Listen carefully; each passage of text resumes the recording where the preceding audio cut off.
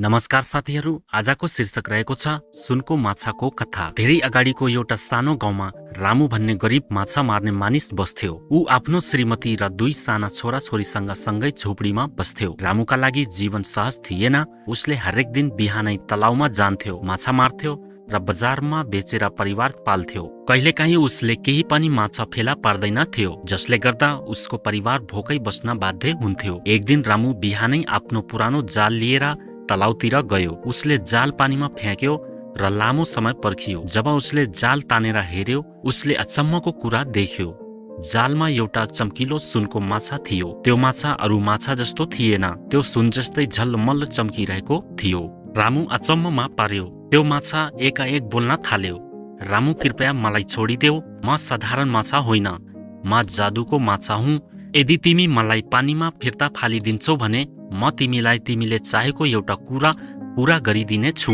रामु पहिले डरायो, तर उसले आफ्नो अवस्था सम्झियो र सोच्यो, यदि यो माछाले साँच्चै मेरो एउटा इच्छा पूरा गरिदिने हो भने। उसले सोच्यो र भन्यो, म चाहन्छु मेरो परिवारका लागि सधैँभरि खाना पुग्ने खाना होस्। सुनको माछाले हाँसेर भन्यो, त्यो सजिलो कुरा हो, अब तिमी घर फर्का जाऊ, तिमीले देख्नेछौ। रामुले विश्वास गर्न गाह्रो मान्यो, तर उसले माछालाई पानीमा फ्याँकिदियो। जब ऊ घर पुग्यो, उसले आफ्नो झुपडी ठूलो, सफा र बलियो घरमा परिणत भएको देख्यो। भान्सामा धेरै खानेकुरा थिए, चामल, गहुँ, दाल, तरकारी, फलफूल, मिठाई, सबै कुरा। उसकी श्रीमती अचम्मित भई सोधिन्, के भयो रामु, यो सबै कसरी भयो?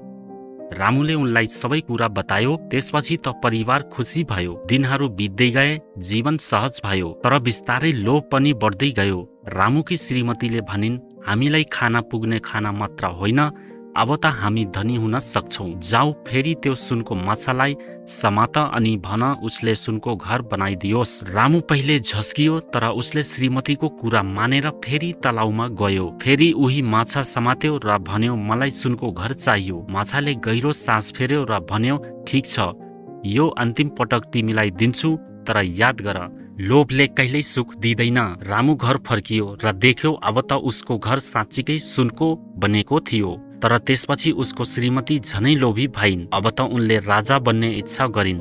रामुलाई जबरजस्ती फेरि माछा समात्न पठाइन्। यो पटक माछा चुपचाप उसको आँखामा हेर्यो र केही बोलेन।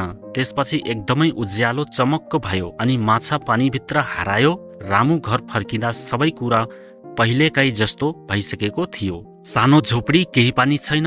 अब उसले बुझेको थियो, लोभले सब विनाश गर्छ। त्यसपछि रामु र उसको परिवार फेरि सामान्य जीवन बिताउन थाले। उनीहरूले काम गर्न थाले, इमानदार बने र सानोमा सुखी रहन सिके। लोभ गर्नु हुँदैन, सदा जीवन उच्च सोच र सन्तोष नै साँचो सुख हो। साथीहरू, यो भिडियो तपाईलाई कस्तो लाग्यो? हामीलाई आशा छ राम्रै लाग्यो होला। यदि राम्रो लागेमा लाइक, कमेन्ट, शेयर गर्न नबिर्सनुहोला। साथै च्यानललाई सब्स्क्राइब गरी शुभ यात्रा सुरु गर्नुहोला। यस्तै रोचक कथाहरूको साथ फेरि भेटौँला अर्को भिडियोमा। धन्यवाद।